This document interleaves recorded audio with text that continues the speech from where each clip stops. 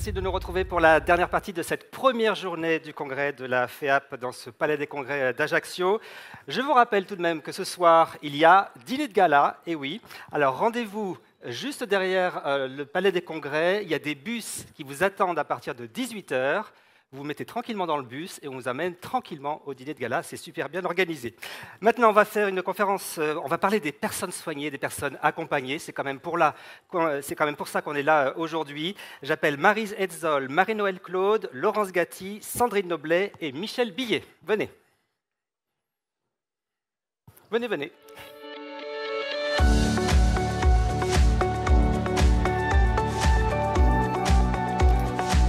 Trois personnes ici. Là-bas.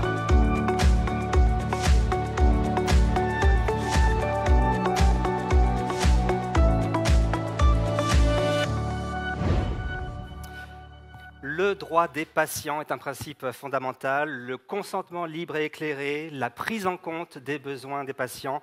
Les professionnels doivent s'adapter aux évolutions sociétales, sur le bien vieillir, la protection des personnes protégées. Nous allons croiser les analyses sociologiques, économiques, juridiques pour vous apporter des solutions pour les personnes en situation de vulnérabilité. Je vous présente donc nos invités. Maryse Hetzold, bonjour. Vous êtes vice-présidente du conseil départemental de Guadeloupe et présidente de la communauté de communes de Marie-Galante. On va bien parler de Marie-Galante. Marie-Noëlle Claude, bonjour.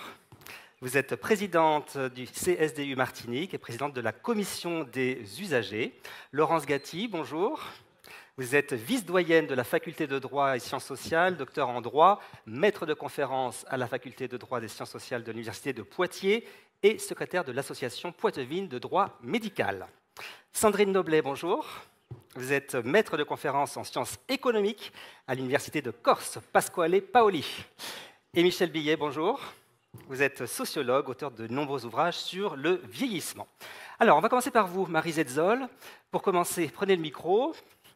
Pour commencer, donc, un petit panorama sanitaire et social de l'île de Marie-Galante. Alors, le nom fait rêver, mais il y a beaucoup de problématiques, avec notamment une population vieillissante, un niveau de vie très faible par rapport à la Guadeloupe, et puis une pénurie de spécialistes. Voilà pour le panorama, c'est ça?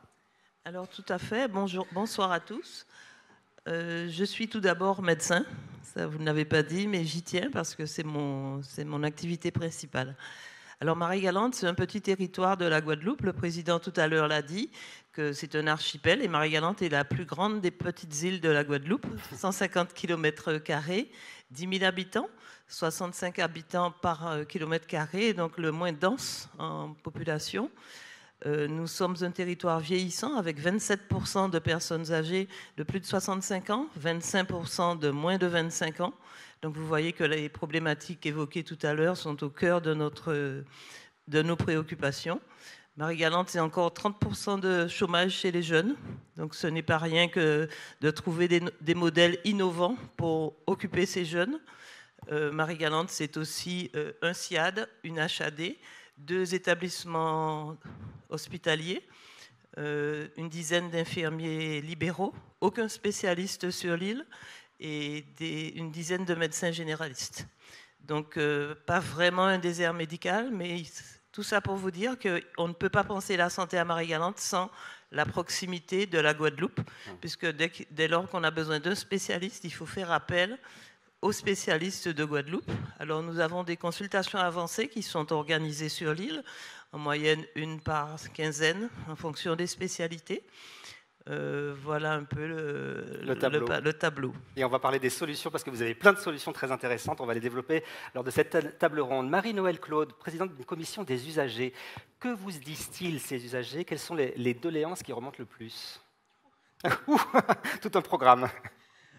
Oui, bien votre micro près de la bouche. Ouais. Tout un programme, effectivement. Alors, je suis effectivement la présidente de la commission des usagers du CHU de Martinique, donc des établissements principaux, et également présidente de la CSDU, de la CRSA, donc commission spécialisée des droits des usagers. Donc, c'est pour dire que j'ai une vision à la fois très particulière, puisque avec le CHUM, et aussi une vision globale sur l'ensemble du territoire.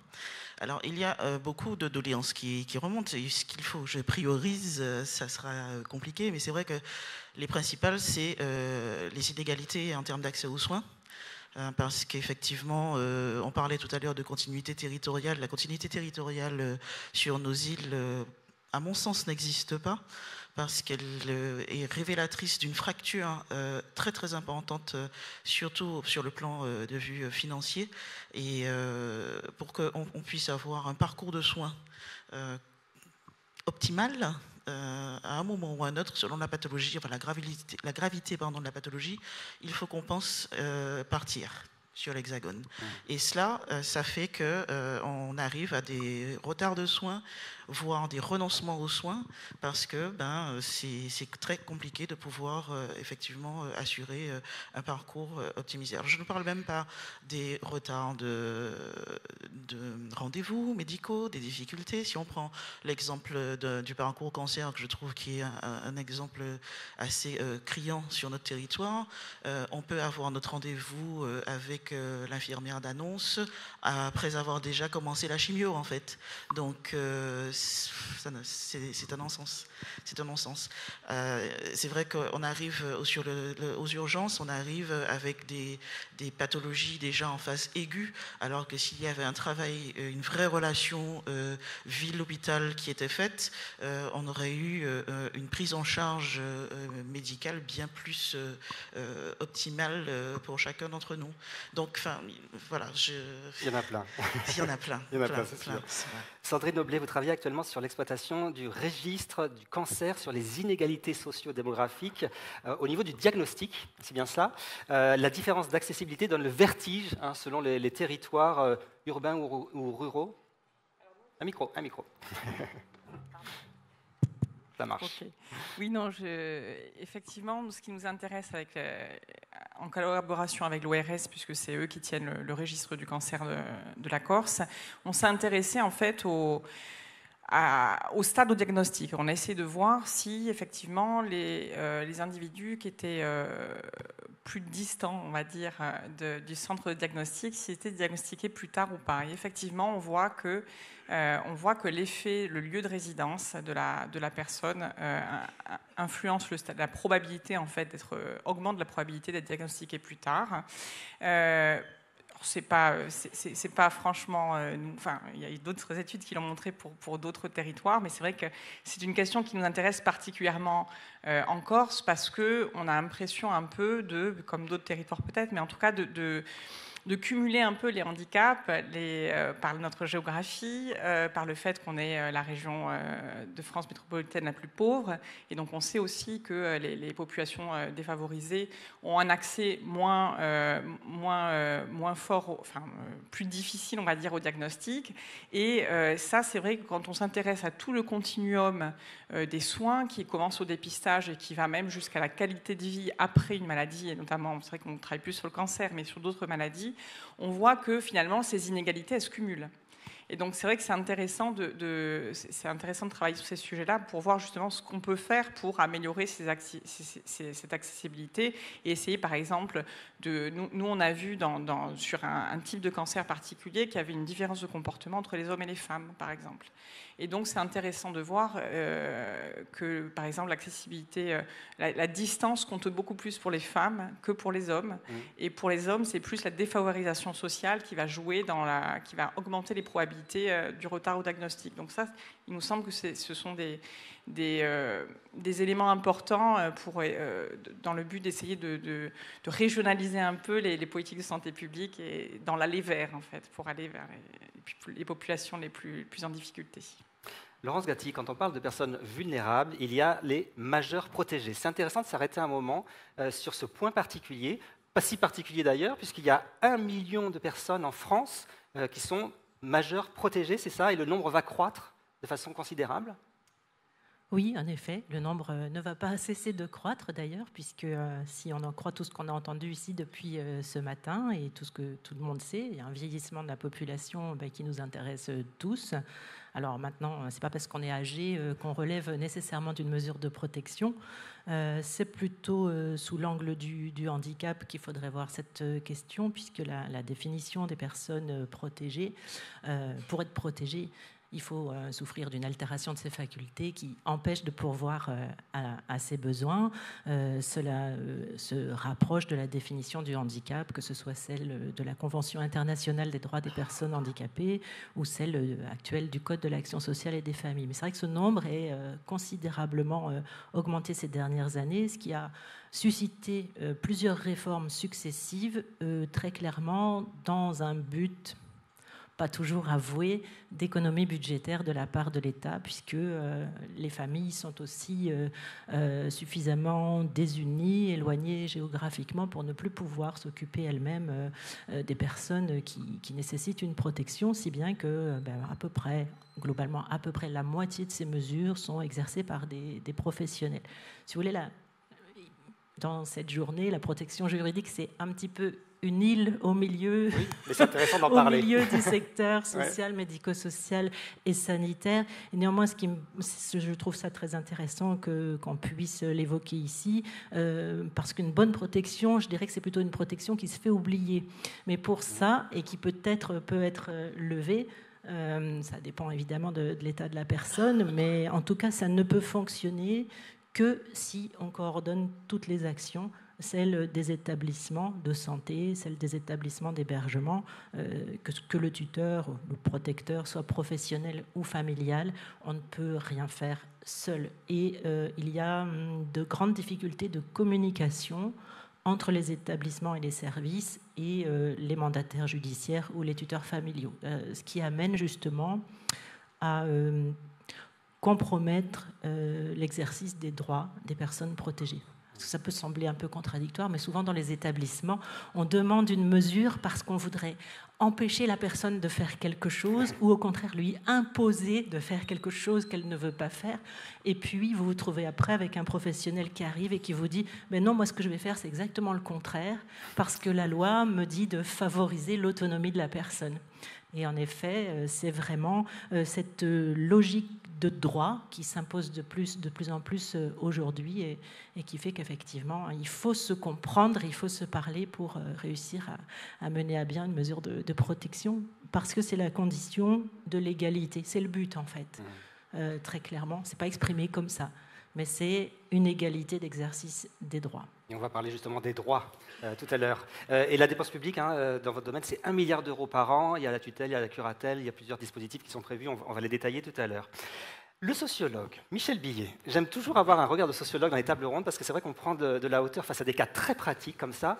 Vous diriez qu'on est dans une société qui n'aime pas les vieux, pour aller vite, entre guillemets. Il y a une injonction à bien vieillir. Oui, alors elle est présente partout, cette injonction à bien vieillir, dans une société, j'ose le dire, une société qui n'aime pas la vieillesse, sa vieillesse, qui n'aime pas les vieux. Alors, on peut même le comprendre de temps en temps, parce que à chaque fois que la vieillesse est considérée comme l'antichambre de la mort, évidemment, ça fait peu envie. Et on nous lance de ce fait ce que j'appelle une injonction à bien vieillir. Et vous avez remarqué comme moi que parfois, on a le culot d'écrire bien vieillir en un seul mot. D'accord ? Donc, l'injonction au bien vieillir. Et si je devais résumer très vite cette injonction, au fond, allez, vous avez le droit de vieillir à une condition, à condition de rester jeune. Cette absurdité-là, elle s'infiltre partout, jusque sur l'étagère de notre salle de bain, où déjà depuis 40 ans, nous avons vu et nous avons acheté, moi y compris, des crèmes anti... Je vois pas ce que vous voulez dire. Anti-rides, d'accord ? Et on a laissé les crèmes anti-rides se faire remplacer par des crèmes anti-âge. Anti-âge. Pour les filles à partir de 12 ans. Je ne vous dirai pas quel est l'établissement qui fabrique ce produit, parce que je le vaux bien. Mais oui, voilà. d'accord ? Voilà. Des crèmes anti-âge. Pire encore, il existe sur le territoire français 12 diplômes universitaires de médecine anti-âge. Moi, je croyais que la médecine avait pour fonction de m'accompagner, m'aider, me soutenir, me soigner dans mon avancée en âge. Pensez-vous? Non, non, il ne faut pas vieillir. Alors, j'ai osé un jour commencer une conférence que je faisais. Je me mets debout sur la scène et je dis aux gens, « Mesdames, quel âge avez-vous » ? « Oh, ben quand même !» Non, impossible. Il ne faut pas dire son âge, il ne faut pas faire son âge. Pourquoi ? Parce qu'il ne faudrait pas que l'âge coûte.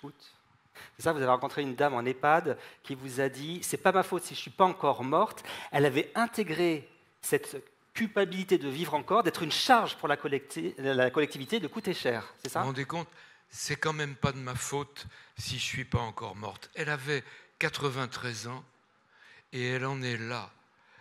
Tellement elle a entendu, alors dans les médias, partout dans la société contemporaine, tellement elle a entendu que les vieux sont une charge.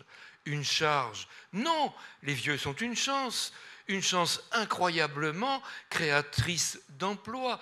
L'argent que l'État, la collectivité publique consacre à l'accompagnement, aux soins des personnes les plus vulnérables, qu'elles soient âgées, qu'elles soient handicapées, qu'elles soient âgées, handicapées ou handicapées âgées, etc.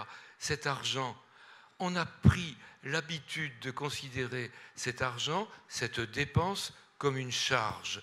Non, ce n'est pas une charge, c'est un investissement, porteur d'emploi, porteur d'échanges économiques, porteur de rencontres, de relations, porteur...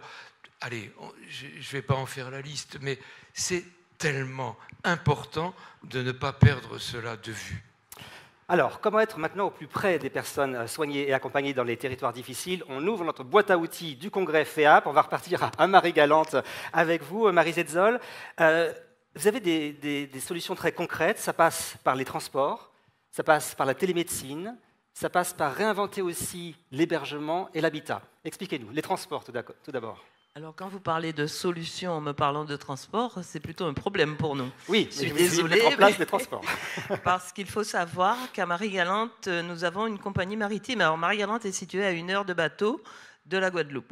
Ouais. Nous n'avons qu'une seule compagnie maritime qui fait la liaison. Et bien sûr, c'est une compagnie privée, puisque nous n'avons pas la chance, comme en Corse, contrairement, nous n'avons pas de délégation de service public, ni même d'obligation de service public. Donc, ce sont les privés qui assurent ce transport et donc qui font ce qu'ils veulent. Pour l'instant, nous n'avons qu'une rotation le matin et le soir à 17h. Entre-temps, nous sommes pris en otage, on va dire, puisque nous ne pouvons pas, quand nous décidons, si nous avons un rendez-vous médical en Guadeloupe, nous partons le matin à 6h et nous sommes obligés d'attendre 17h pour revenir à Marie-Galante, avec les coûts induits, puisqu'il faut louer une voiture, il faut attendre à la gare qui n'est pas du tout équipée pour, etc. Donc vous voyez que ce sont surtout des problèmes. Oui, mais justement, dans les solutions voilà. que nous envisageons, c'est de demander qu'il y ait des obligations de service public qui soient mises pour le maritime, et ça c'est important puisque comme le service est fait même mal ou même en partie par la compagnie privée, nous ne pouvons plus demander de délégation de service public, mais nous pourrions demander des obligations de service public et nous comptons sur nos parlementaires pour en être le relais. D'autre part, nous avons aussi un aéroport qui est refait à neuf par le département. On remercie les présidents successifs, sauf qu'il n'y a pas de transport aérien mis en place. Et là, pour le coup, nous pourrions avoir une délégation de service public. Je prends comme exemple à la période de la première vague de Covid. Alors moi, avec ma casquette de présidente de communauté de communes, j'ai fermé l'île. Ça veut dire que j'ai interdit aux bateaux d'arriver, puisque c'était l'inconnu, ce Covid, personne ne connaissait. Même nous, médecins, nous ne connaissions pas ce que c'était. Donc j'ai fermé l'île. Ça m'a bien sûr valu les foudres du préfet-gouverneur qui est en Guadeloupe, qui m'a donc mise au tribunal administratif, où j'ai bien sûr perdu. N'empêche que la population était avec moi, ainsi que les armateurs, et nous avons fermé l'île. Et pendant ce temps, nous avons vraiment fait l'éducation de la population en passant de section en section, de campagne en campagne, avec des mégaphones pour expliquer. Nous avons distribué plus de 6000 masques, gracieusement, pour expliquer aux gens ce que c'était. nous n'avons eu à cette époque aucun cas de Covid, sauf 2 touristes qui étaient arrivés avant la fermeture de l'île et 2 autres qui étaient arrivés par avion privé, mais qui savaient qu'ils avaient le Covid et qui étaient restés chez eux. Et donc, cette première vague, nous n'avons pas eu de malades. Après, bien sûr, une fois que la population a été éduquée, nous avons permis la réouverture de l'île. Et là, bien sûr, nous avons eu des cas de Covid, mais voilà, sans plus peut-être, mais nous en avons eu, etc. Donc ça, je veux rebondir sur le fait que le président Losbar disait tout à l'heure qu'il aurait été souhaitable qu'on décide avec l'ARS ou tout seul de ce qu'il faut pour notre territoire. Marie-Galante, c'est une population vieillissante, je vous l'ai dit. Il n'est pas question de dire aux gens simplement il faut porter un masque, il faut leur expliquer pourquoi, parce qu'ils ont besoin de vivre, etc. Donc nous avons été en cela suivis par toute la Guadeloupe et par notre population de Marie-Galante. Donc oui, nous plaidons pour cette continuité territoriale effective et pendant cette crise Covid, nous avons assuré justement par voie aérienne et nous avons nous-mêmes organiser le transport aérien pour tout ce qui relevait de la santé, notamment les chimiothérapies indispensables, les besoins urgents pour aller se faire soigner en Guadeloupe, mais ça, nous l'avions instauré. Alors, plus simple que les transports, il peut y avoir la télémédecine. Ça marche, vous mettez des choses en place. Dites-nous ce que vous faites. Alors, la télémédecine serait pour nous un bel avantage à condition et à la seule condition que tout le monde joue le jeu. C'est-à-dire que de chaque côté de ce bras de mer, il y ait des gens formés, des gens à disposition. Il faudrait, on imagine qu'il faille un créneau disponible par les praticiens qui recevraient les patients, ou en tout cas les médecins ou les infirmiers formés à la télémédecine. Mais quand on sait le drame que vit la Guadeloupe en matière de santé, même si nous pensons que ce serait une solution, le plus dur reste à faire, c'est de trouver des praticiens en nombre et disponibles pour pouvoir assurer ce service. Docteur Mona Edreville, en son temps, l'avait instauré pour tout ce qui est la cardiologie et ça fonctionnait très bien. Après, pour d'autres raisons que je ne maîtrise pas, qui lui sont propres, ça a dû être arrêté et c'est bien dommage parce qu'il y avait des gens formés à Marie-Galante, une infirmière formée au CH le centre hospitalier de Marie-Galante, et de l'autre côté, elle était avec ses équipes, et là, nous avons effectivement eu de très bons résultats dans la prise en charge de certains patients insuffisants cardiaques. Donc, ce serait une des pistes, en tout cas, parce que faire partir un papy de 90 ans pour un avis ou une chimiothérapie d'une demi-heure, on voit bien quand je vous dis quelles sont les conditions de transport actuelles, que c'est une hérésie et c'est même de la maltraitance à personnes âgées. Donc il faudrait vraiment qu'on puisse avoir cette liaison plus fluide avec les bateaux ou les avions, ou en tout cas avoir un service avec des services associés à Marie-Galante. Et je pense en cela à la cancérologie, où nous pourrions délivrer certaines chimiothérapies dès lors que nous avons un personnel formé sur l'île de Marie-Galante, et sous couvert bien sûr du CHU qui nous donnerait les protocoles. Donc ce sont des pistes à voir, mais qui ne sont pas encore validées. Et vous travaillez aussi sur les solutions d'hébergement alternatives de type résidence autonomie, habitat inclusif également ? Alors, à Marie-Galante, nous avons 2 EHPAD sur l'île. Même si nous pensons que l'EHPAD ne peut pas être la solution, puisque je ne vous l'ai pas dit en introduction, mais les Marie-Galantais sont propriétaires très souvent, propriétaires terriens, propriétaires de leur habitat à près de 60%. Donc il est dommage de les faire sortir de chez eux.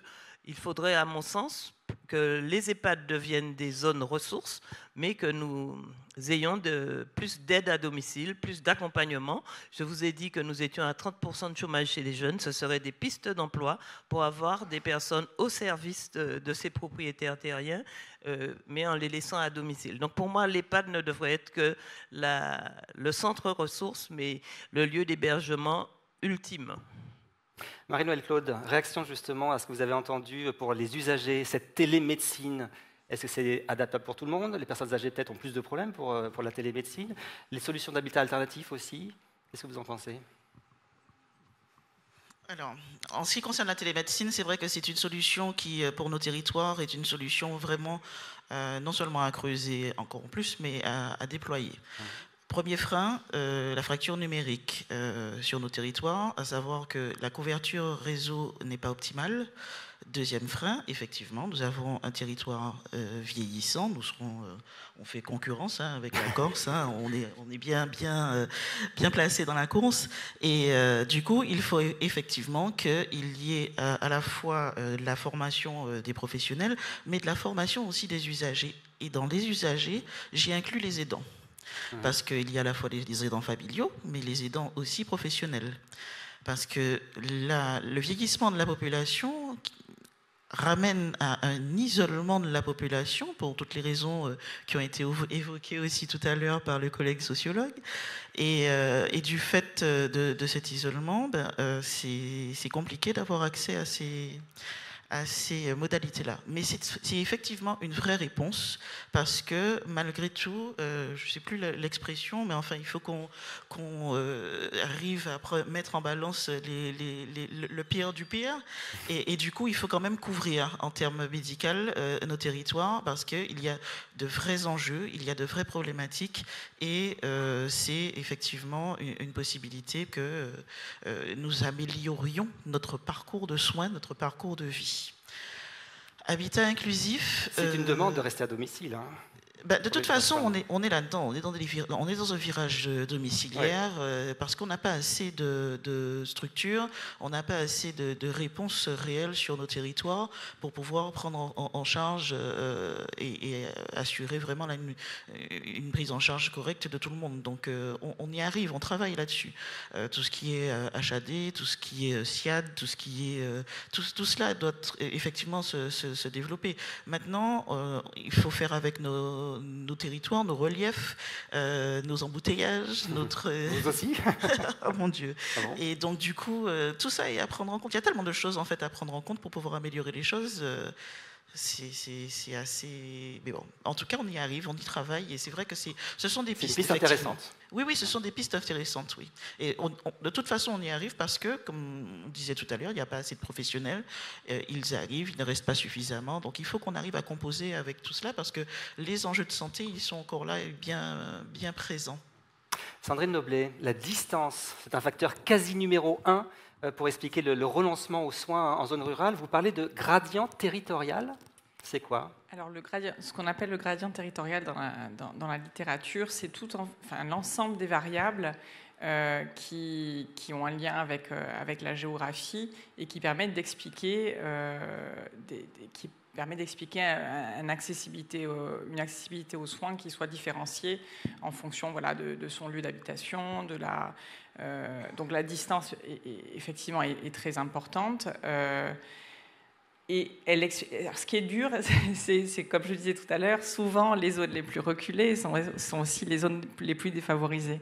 Donc en fait, on a un empilement, je dirais, des facteurs, et c'est bien. Il faut essayer de mesurer et de regarder quelle est la part de chaque facteur, parce qu'effectivement, on ne traite pas un problème de distance comme on traite un problème, par exemple, un frein psychologique. Et c'est vrai que moi, je trouve que souvent en France, on pense la santé toujours à travers l'offre, et c'est très bien, mais il faut aussi penser à la demande. Et quand on pense au renoncement aux soins, c'est souvent aussi des questions de demande. Et donc, il peut y avoir quand on pense au dépistage, par exemple, du cancer, il y a aussi souvent des freins psychologiques. Et donc ça, on a beau fournir de l'offre tant qu'on veut, c'est pas ça qui va faire qu'on va augmenter le taux de participation au dépistage. Donc voilà, nous, ce qui nous intéresse, c'est un peu tout ça, c'est d'essayer de faire la part des choses entre tous ces facteurs pour savoir justement où est-ce qu'il faut. Et c'est vrai que l'enjeu, c'est la mesure, en fait. Essayer de mesurer, de trouver des indicateurs pertinents pour justement essayer de faire la part des choix entre ces différents facteurs. Michel Billet, on voit que la notion de territoire s'infiltre partout. C'est même le thème de notre congrès, ça tombe bien. Une notion qui incite à penser local. Mais cette notion de territoire, vous dites, est utilisée parfois pour cacher de l'inaction. Je crois. On a utilisé beaucoup ce terme depuis ce matin, et je ne veux pas venir mettre en question l'intention des gens. Je crois que nous l'avons utilisé beaucoup depuis ce matin pour insister sur le nécessaire ancrage dans les 1000 réalités différentes que nous représentons ici les uns et les autres. Mais je commence à me méfier, non pas du mot territoire, mais de l'usage que l'on en fait. Il m'arrive d'écouter certains politiques en pensant au sketch de Raymond DeVos Mesdames, messieurs, vous dites peut-être que s'il n'a rien à dire, il ferait mieux de se taire. Eh bien non, mesdames, messieurs, moi, quand j'ai rien à dire, je veux qu'on le sache. Voilà. Eh bien, je vais vous parler du territoire. Parce que j'ai rien à dire et que je veux qu'on le sache. Alors le territoire, il est évidemment de proximité, de mobilité, de soins, de santé. Il est apprenant, il est inclusif, il est culturel, il est industriel, il est économique. Il est... Allez, c'est toutes les tables rondes pendant une journée de mise. Il est connecté, évidemment. D'accord ? Il est méditerranéen. Parce que méditerranéen, non, c'est trop long, méditerranéen. Bon, allez, pourquoi pas ? Mais de quoi ? Pourquoi utiliser ce mot ? Pourquoi ne parle-t-on plus de municipalité, de département, de quartier ? Nommons les choses. Eh bien oui, d'une inscription de l'action sociale, de l'action médico-sociale, du centre socio-culturel, de l'action. Pourquoi ne parle-t-on plus de l'inscription dans ce local ? Alors, autrefois, on valorisait celui qui était originaire du terrain. Vous êtes du terrain ? Attendez, c'est un peu dépassé quand même, le terrain. Donc non, maintenant, vous n'êtes plus du terrain, parce que le terrain, ça fait un peu paysan, ça fait un peu... Non, c'est plus le terrain, c'est le territoire. Pourquoi pas ? Mais attention, ce que j'essaie de partager, au fond, c'est l'idée que les mots que nous utilisons, pour une part au moins, font la pensée. Et cette pensée, dans le meilleur des cas, précède l'action, donc dans le meilleur des cas, pas toujours, et par conséquent, les mots que nous utilisons vont nous faire agir. Alors, tant mieux lorsque ces mots sont vraiment porteurs d'un sens destiné à s'adresser aux plus vulnérables de nos contemporains, à cause de l'âge, à cause d'une situation de handicap, de précarité. Voilà, on a beaucoup parlé depuis ce matin de vieillesse. Permettez-moi un chiffre, et je vous promets d'arrêter après, un chiffre. Aujourd'hui en France, une femme retraitée sur 2 vivant seule, je reprends, une femme retraitée sur 2 vivant seule est au seuil de pauvreté. Et quand on dit au seuil, c'est une manière de dire qu'elle ne le dépasse pas. Mais ça ne mesure pas l'écart entre... D'accord ? Et on va retarder de 6 mois l'indexation des retraites. Non, c'est parce que je suis mauvaise langue. Voilà, un petit message au gouvernement. Laurence Gatti, on va revenir sur les personnes majeures protégées, on va parler juridique. Donc notre million de majeurs protégés en France sont des personnes avant tout, et vous dites que ce sont des personnes en droit et en fait. Expliquez-nous. J'ai dit ça. Oui. Voilà, oui. Juridiquement, qu'est-ce que ça veut dire ? Oui, juridiquement, évidemment, c'est pas parce qu'on est sous protection, c'est pas parce qu'on est en état végétatif qu'on n'est plus une personne. Donc, on a tous ses droits, toutes ses libertés, et surtout, on a le droit au respect de sa dignité. La dignité, on l'entend souvent comme un droit, mais c'est plutôt un devoir qui s'impose à chacun de nous à l'égard du plus vulnérable d'entre nous. Donc, c'est vrai que si on prend le code de la santé publique et qu'on regarde dès le début, on parle de la personne, puis après on parle du malade, et puis tantôt on parle du patient, voire de l'usager. Tous ces mots ne sont pas synonymes. Et puis après, on introduit là-dedans des personnes qui sont majeures protégées. Et depuis 2020, justement, tout le régime des décisions médicales a été modifié précisément pour aller dans le sens de ce que j'évoquais tout à l'heure, d'une plus grande autonomie des personnes, justement, pour cesser de les infantiliser, pour cesser de décider à leur place, et cesser aussi, surtout, parce qu'on parle souvent du paternalisme médical, mais il y a aussi un paternalisme induit de la figure du tuteur. Or, le tuteur, théoriquement, ça ne devrait être rien d'autre que celui qui aide à se tenir debout, pour faire un petit peu l'analogie avec les plantes. Mais c'est vrai, ça ne devrait être rien de plus, et finalement qu'un des mécanismes de compensation parmi d'autres. Et donc aujourd'hui, c'est vrai que ce que prévoit la loi, c'est précisément de dire que, en matière médicale en tout cas, si la personne, bien que protégée, est en état d'exprimer sa volonté, eh bien elle le fait. non seulement c'est elle la première destinataire de toutes les informations médicales, mais c'est surtout elle-même qui prend ses décisions. Et c'est parfois extrêmement compliqué pour le professionnel de santé de se dire « mais attends, cette personne est sous protection, est-ce que vraiment je peux m'en remettre à son avis, à sa décision ?» On a toujours peur qu'elle n'ait pas un bon jugement, et c'est ça la difficulté de trouver le bon équilibre. Voilà, mais juridiquement, il y a un principe fondamental qu'on apprend dès la première année de droit, c'est que le principe, c'est la capacité, et que l'incapacité, c'est l'exception. Et nous devrions, depuis toujours et bien avant cette ordonnance de 2020, raisonner comme cela. La question n'est pas de savoir ce qui va permettre à cette personne de prendre ses décisions, mais plus exactement, pourquoi ne pourrait-elle pas la prendre ? Donc, en vérité, elle s'exprime tout le temps, et ça n'est vraiment que dans le cas extrême où elle n'est pas en capacité de comprendre et d'exprimer sa volonté qu'on va avoir recours à un système d'autorisation par une personne spécialement autorisée, parce que c'est vraiment quelque chose qui devrait être aujourd'hui marginal. Mais on a encore beaucoup de chemin à faire concrètement sur le terrain pour qu'on arrive à cela. Après, voilà, je regardais un petit peu, puisqu'on parle de territoire, pardon.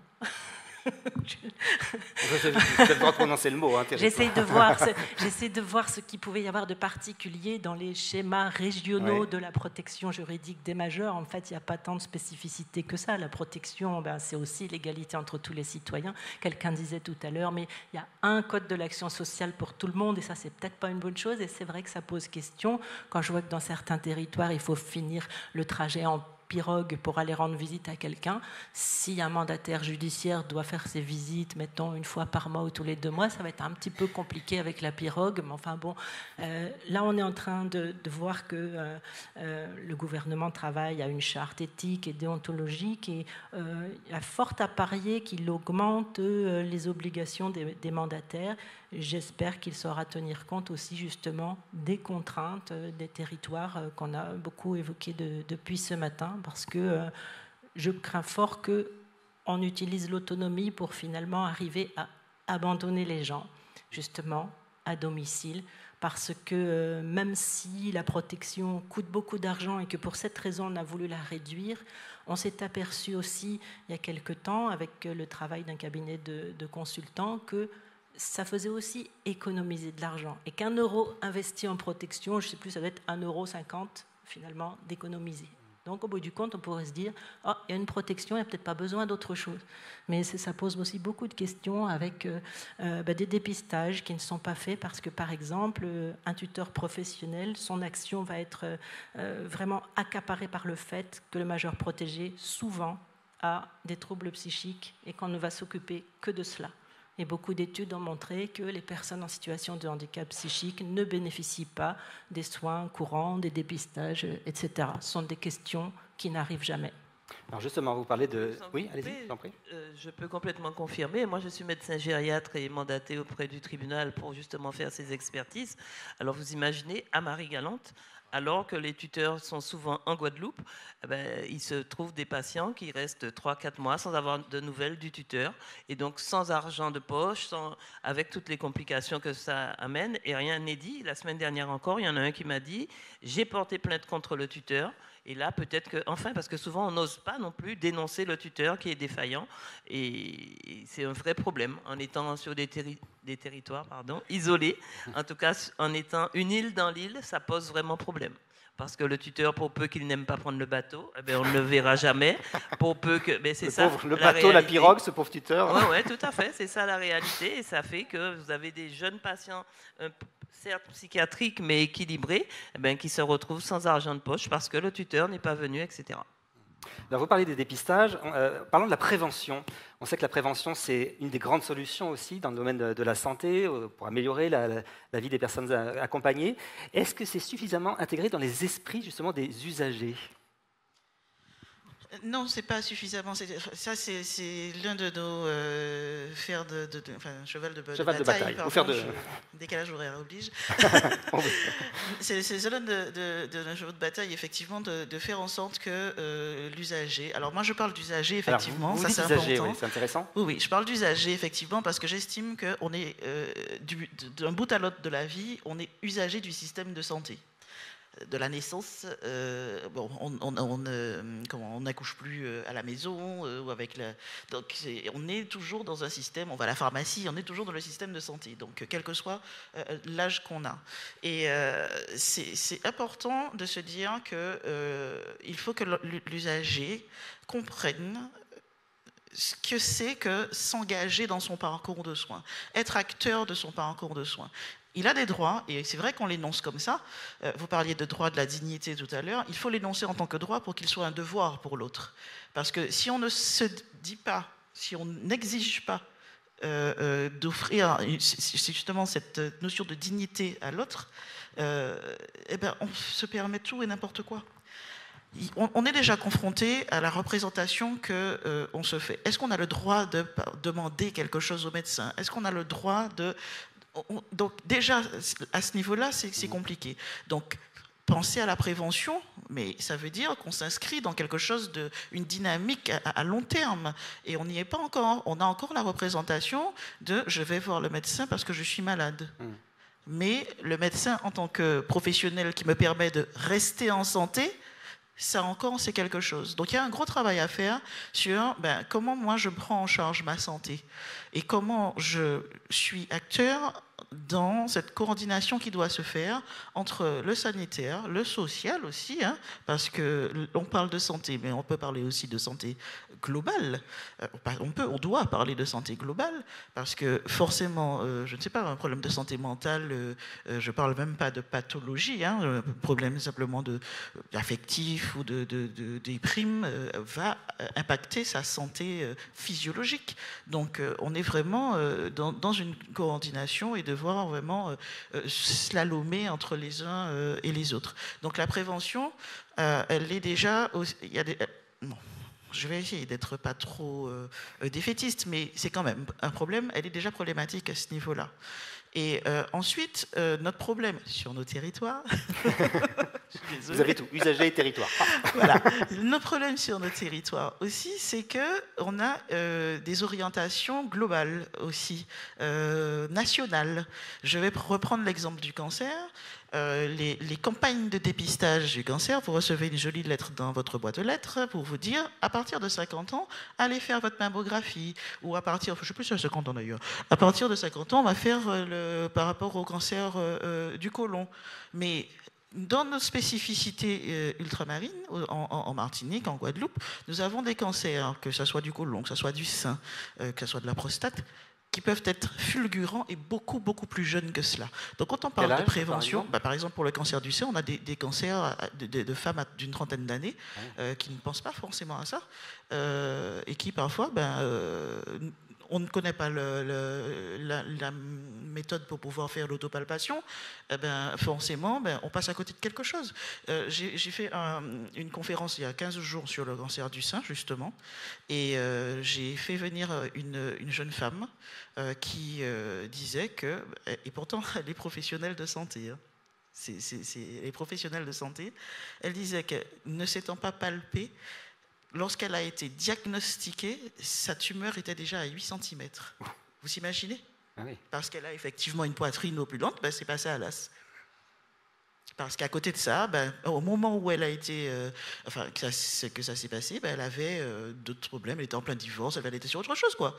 Donc, du coup, voilà, et la prévention, c'est pas ce à quoi on pense en premier dans notre parcours de vie. Alors Marie Zetzel, vous menez justement des actions de prévention contre le cancer, pour l'éducation thérapeutique, l'éducation sexuelle. Vous avez aussi un programme qui s'appelle ICOP. L'idée, c'est de repérer les fragilités avec l'évaluation des fonctions essentielles au vieillissement en bonne santé, c'est-à-dire la locomotion, la vision, l'audition, la nutrition, la cognition et l'état psychologique. Oui, mais si vous permettez, je vais rebondir sur ce que disait Madame, qui disait que l'usager doit s'inscrire dans la prévention. Et je suis désolée, mais je dirais, est-ce à l'usager de s'inscrire dans la prévention? C'est peut-être au soignant qui s'est toujours positionné en tant que sachant. Le médecin, il ordonne, il fait des ordonnances, faites ci, faites ça, sans jamais expliquer ou expliciter le pourquoi. Donc le patient en face de vous, il fait parce que vous lui avez dit de faire, mais sans comprendre. Dès lors que vous ne comprenez pas une action, vous n'allez pas la rendre pérenne. C'est la différence entre l'information et l'éducation. pour le moment, en France, on a beaucoup privilégié l'information. Sur tous les marchés de France et de Navarre, et chez nous aussi, on distribue des flyers, on fait des journées dépistage. Alors on vous pique le doigt, ah oui, ton sucre est trop haut. Et vous lâchez ça comme ça à quelqu'un qui part continuer son marché. Vous dites, ah oui, ta tension est trop haute, il faut aller voir ton médecin. Et c'est tout. Si ça marchait, ça fait 50 ans ou plus, M. Lucina nous dira, que ce type de fonctionnement se fait en France et en Guadeloupe, en Martinique et ailleurs. Pour autant, nous sommes champions du monde des maladies cardiovasculaires. Je vous rappelle que la Guadeloupe et la Martinique sont à 12% de hypertendus, diabète et obèses, donc, qui font le lit de toutes les complications qu'on connaît. Et moi, j'ai souvent à dire que nous serons dans 30 ans un peuple d'infirmes, un peuple déclopé, puisque nous aurons toutes les complications de ces maladies mortifères. Et jamais un soignant ne s'assied, ne prend le temps de dire aux patients, il faut que tu perdes du poids parce que on se contente de dire, tu es trop grosse, il faut maigrir. Mais pourquoi? Moi, j'aime même comme ça, chez nous, nos critères de beauté, il faut des rondeurs. Pourquoi est-ce que vous me dites que je suis trop ronde? Voyez? Et c'est là où, effectivement, je me suis inscrite, parce que moi, il y a maintenant 33 ans que je suis médecin, et je me suis rendu compte que des femmes que j'ai connues à 30 ans, à l'époque, je faisais les accouchements, j'ai suivi les bébés, etc. Et je me retrouve, à 30 ans après, elles ont fait un AVC, elles sont amputées, elles sont aveugles. Vous êtes obligés, vous soignants, de vous remettre en question, de dire il y a quelque chose qui n'a pas fonctionné. Ces femmes t'ont confié leur vie tous les 2 ou 3 mois. Et elles étaient régulières, elles viennent chercher l'ordonnance, tu as renouvelé, et pour autant elles finissent par un AVC, un infarctus, une amputation, une cécité, etc. À un moment donné, vous vous remettez en question en disant il y a quand même quelque chose que je n'ai pas fait ou que j'ai mal fait. Et c'est là où je me suis tournée vers l'éducation thérapeutique. À l'époque, en Guadeloupe, il y avait un médecin qui faisait à Basse-Terre, Dr Félicie Delan, pour ne pas la nommer, de l'éducation thérapeutique. Et je lui ai dit, où est-ce que tu as fait ça? Elle me dit, en France, pour le moment, ce n'est pas reconnu, j'ai fait ma formation en Suisse.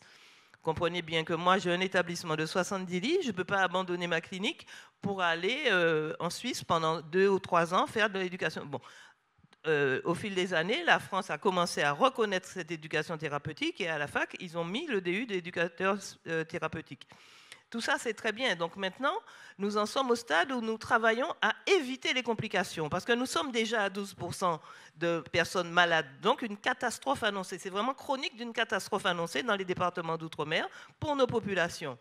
Pour bien faire, il faudrait s'inscrire dans l'éducation à la santé et s'adresser à des personnes qui ne sont pas malades. L'éducation thérapeutique s'adresse à des personnes déjà malades. Il faudrait s'adresser à des personnes non malades. Ça veut dire l'éducation à la santé, il faut qu'on ait des budgets dédiés pour s'adresser aux enfants dans les écoles. Et ça, on ne l'a pas. Donc le système français est gentil, on traite, après on crie, ça coûte cher, mais on le fait nous-mêmes, on le provoque nous-mêmes, puisque nous n'anticipons pas, et là, c'est la prévention. Il faut agir sur un public de personnes non malades en éduquant, pas en simplement informant. Une fois que ces enfants se seront appropriés les messages, tout comme vous leur dites, il faut se tenir à table comme ci, comme ça, eh bien, ils auront compris l'intérêt de faire du sport, de manger équilibré pour éviter la maladie. Mais quand vous vous adressez à une personne déjà malade, vous lui dites, c'est comme pour les fumeurs, si on dit il ne faut pas fumer, ben, ça se saurait si ça marchait, tant qu'on se contente de faire ça. D'accord ?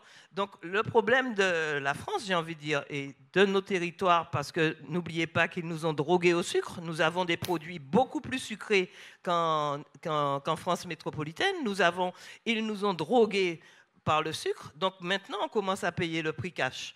Et ça, il faut oser le dire, mais pour convaincre notre population, c'est difficile de changer les habitudes, sauf à s'adresser aux enfants qui amèneront les parents à des comportements différents. Un mot du programme ICOP quand même ? Alors, le programme ICOP, effectivement, c'est un programme pour dépister les fragilités des personnes âgées. Je vous ai dit que j'étais gériatre, donc effectivement, vous avez cité, c'est une échelle d'évaluation avant justement, là c'est pour anticiper, en tout cas tenter d'anticiper. Donc chaque médecin, on a cherché à avoir des échelles rapides pour évaluer un patient et le risque de dégradation de son état. Donc effectivement, on évalue tous les critères que vous avez dit tout à l'heure, l'acuité visuelle, l'audition, la cognition, les troubles psychologiques, pour permettre d'avoir des actions en anticipation pour mieux accompagner nos patients.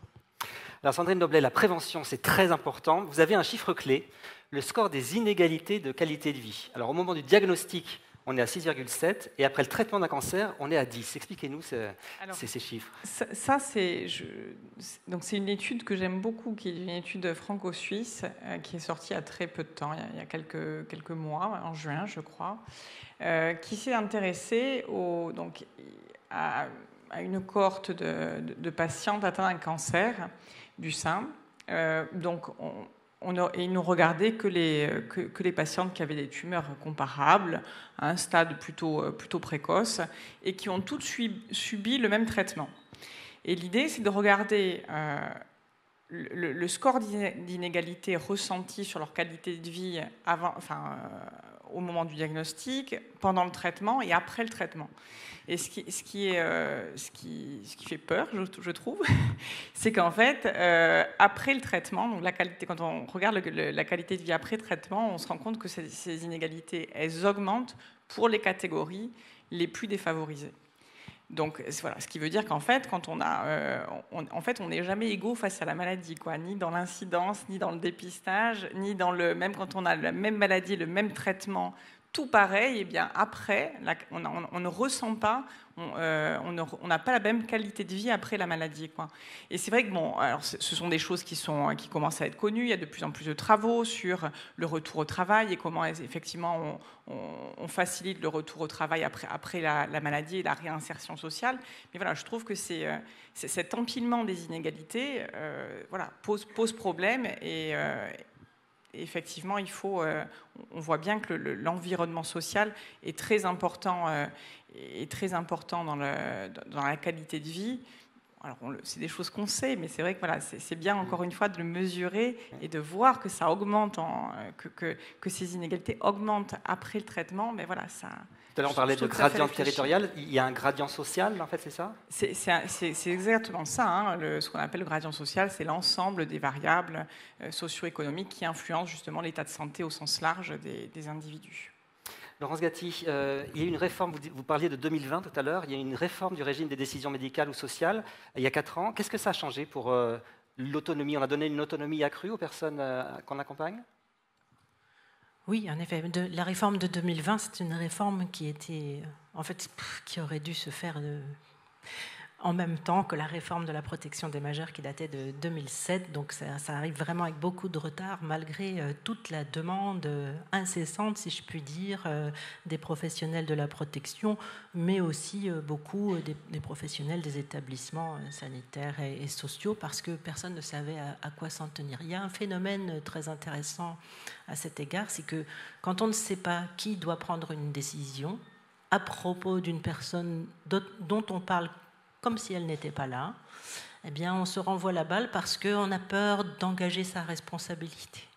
Alors on se dit, s'il y a une tutelle, c'est qu'il y a une altération des facultés, donc on ne peut pas s'adresser à la personne. Combien de fois on a vu des décisions, y compris des décisions d'intervention chirurgicale, prises de la façon suivante. C'est un médecin qui fait faxer un document, une autorisation d'opérer, qui arrive dans le bureau d'un professionnel. Le secrétaire prend le document, l'amène à un chef de service qui n'a jamais vu le majeur protégé, qui met une signature, un coup de tampon et fait repartir le fax dans l'autre sens. Comment dire alors que le tuteur s'est vraiment soucié de la compréhension de l'acte médical qui a été envisagé par le majeur protégé, soucié aussi de son appréhension, de ses choix, absolument pas. Mais dès lors qu'on va dire oui, il peut décider tout seul, eh bien, il y a toujours ce doute qui plane. En 2020, ce qu'on a dit, c'est le premier destinataire de l'information médicale, c'est le patient, c'est le malade. C'est vrai que là aussi, il y a un cumul, puisqu'en fait, on peut être majeur protégé, en situation de handicap, âgé et en plus malade. Ça ne protège de rien, en fait. C'est sûr. En tout cas, ça ne protège pas de la maladie. Donc, le premier destinataire de l'information, c'est le patient lui-même. Et puis, encore une fois, comme je le disais tout à l'heure, le premier à prendre la décision, c'est lui aussi, et c'est bien souvent le seul. Mais ces questions de responsabilité, c'est ce sur quoi je voudrais vraiment insister, parce que dans toutes les actions de formation que l'on peut faire, que ce soit initiale ou continue, le souci des personnes en formation, c'est de se dire « oui, mais qu'est-ce qui va se passer s'il y a un problème? Est-ce qu'on ne va pas me le reprocher ?» Or, moi, à partir du moment où on se soucie davantage des répercussions sur soi en tant que professionnel, plutôt que sur l'usager, eh bien j'appelle ça de la maltraitance institutionnelle. C'est quand même la définition. Dans un instant, on va prendre les questions dans la salle. Je voudrais terminer avec vous, Michel Billet. On a parlé prévention, on a parlé formation, accompagnement des majeurs protégés, télémédecine, gradient territorial, gradient social. Tout cela pour le bien des personnes vulnérables. Et l'éthique dans tout ça. Est-ce qu'on a les moyens, on a vu le manque de moyens criant partout, est-ce qu'on a les moyens d'avoir une éthique qu'on peut réaliser réellement au jour le jour face à ces personnes accompagnées ? Alors, ça tombe bien parce que là, j'ai besoin d'1h30 au moins pour vous. Alors, vous avez 4 minutes. Bon. Alors, il me semble que nous sommes là aussi, une fois de plus, dans une situation paradoxale. Chacun le sait. La loi du 2 janvier 2002 exige que tous les établissements ou services sociaux et médico-sociaux mettent en œuvre une démarche, réflexion, appelons-le comme on voudra, appelons-le comme on voudra. Voilà. Alors on va faire un espace éthique, à vous d'inventer la vie qui va avec. Vous vous souvenez de la pub pour l'espace de la voiture de chez Renault? Voilà. Alors pourquoi pas un espace? Pourquoi pas? De quoi parle-t-on quand on parle d'éthique? Et il me semble qu'on peut regarder ce qui s'est passé depuis ce matin, et j'en suis presque ému en le disant, on peut regarder ce qui s'est passé depuis ce matin ici comme une invitation à entrer dans une éthique. Condition de regarder l'éthique comme le souci des valeurs qui nous fondent à agir. Alors, on pourrait prendre différents exemples. On a parlé de dignité. Et Laurence Gatti nous invite à regarder la dignité comme quelque chose que l'autre ne perd pas. Mais la question, c'est de savoir si moi, je reste longtemps et jusqu'au bout de sa vie capable de ne pas la lui soustraire, sa dignité. Est-ce que je suis encore capable de la lui reconnaître? Et là, ça y est, nous sommes mis en question dans les valeurs qui nous fondent à agir. Alors, j'ai beaucoup aimé depuis ce matin que l'on parle de solidarité, parce que la solidarité, c'est la déclinaison d'une de nos valeurs républicaines, la fraternité. À cause du lien de fraternité, nous avons à décliner un lien de solidarité, c'est-à-dire à ne jamais nous sentir libres de l'autre, si je puis dire, mais à toujours nous sentir en préoccupation de l'autre et par conséquent à nous reconnaître vis-à-vis de l'autre une dette dont nous avons à nous acquitter personnellement et ensemble. C'est la société française qui doit se penser solidaire de chacun et chacune de celles et ceux qui la constituent. Et il me semble que si on essaie de regarder ça, alors, cette dignité fondamentale, elle nous amène à ouvrir une question. Toi qui me regardes vieillir, qu'attends-tu de moi? Vous, nous, société française, qui les regardons vieillir, grandir, se développer, devenir de jeunes adultes en situation de handicap, etc. Et finalement, vieillir, devenir de grands vieillards. Et au passage, vous remarquerez que le mot vieillard n'a pas de féminin. D'accord, hein? Oui, vieillard. C'est pas, pas trop. Qu'est-ce qui se passe? D'accord? Bref. Mais au fond, cette société-là, qu'attend-elle de moi qui vieillis? Le pire serait que demain, nous soyons dans une société qui n'attende plus rien de celui qui vieillit, qui préserve tout pour ne pas avoir à payer. Et quand je dis qu'ils n'attendent plus rien, pas tout à fait vrai, parce que quand même, on passera devant le notaire pour l'héritage, hein, d'accord? Mais qui n'attendent plus rien. Toi qui me regardes vieillir, qu'attends-tu de moi? Alors, dans un EHPAD, par exemple, ou dans un établissement qui accompagne ou un service à domicile ou autre, partout, ouvrons cette question.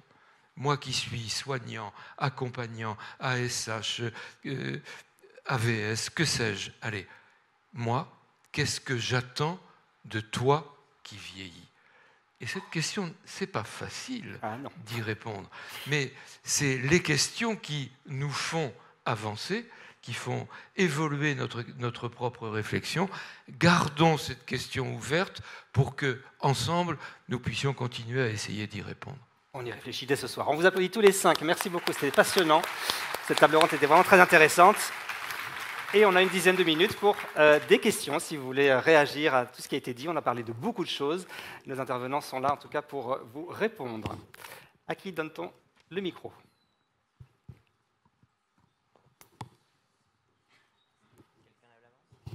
Des questions? Vous êtes bouche bée devant tant de réflexions philosophiques, quasiment. On en a une question, allez-y. Oui, je voudrais juste poser une question. Est-ce que aujourd'hui on bâtit vraiment les politiques, par exemple, par rapport aux personnes âgées, sur la base vraiment de la dépendance? Puisqu'en fait, dans les faits, contrairement à souvent ce que l'on croit, il n'y a pas tant de personnes que ça qui finissent dépendantes en EHPAD. Ça, c'est un grand mythe qui est entretenu par la société. Donc voilà, je vous pose la question, puisque vous connaissez bien ces sujets. Pour un petit peu faire le pendant de ce que vous avez dit tout à l'heure, peut-être qu'il y a pas mal de personnes âgées qui vieillissent bien quand même. Il n'y a en France que un peu moins de 800 000 personnes accueillies en EHPAD. Alors c'est énorme, hein, mais par rapport à la totalité de la population déjà âgée, bah écoutez, c'est pas mal, continuons. Et si en plus l'EHPAD évolue, et si en plus les services à domicile se développent, se transforment, eh ben, on y arrivera. Hein, voilà. Alors après, cette notion de dépendance, de quoi parle-t-elle? Elle s'est construite sur une confusion entre autonomie et indépendance, à tel point que pour mesurer la dépendance, on utilise une grille censée évaluer la perte d'autonomie. Mais je peux être parfaitement autonome et dépendant. Donc, quand vous viendrez me soutenir à domicile, et non pas me maintenir, hein, parce que ça va barder si vous venez me maintenir, mais quand vous viendrez me soutenir à domicile, eh bien oui, peut-être serai-je encore parfaitement autonome et devenu complètement dépendant, parce que je ne pourrai plus faire mes courses tout seul, je ne pourrai plus conduire ma bagnole, je ne pourrai plus me déplacer, je ne pourrai plus... Oui, je serai dépendant de celles et ceux qui m'accompagnent, mais peut-être parfaitement autonome, c'est-à-dire capable de décider pour moi-même s'agissant de ma vie. Est-ce qu'il y a une autre question dans la salle ?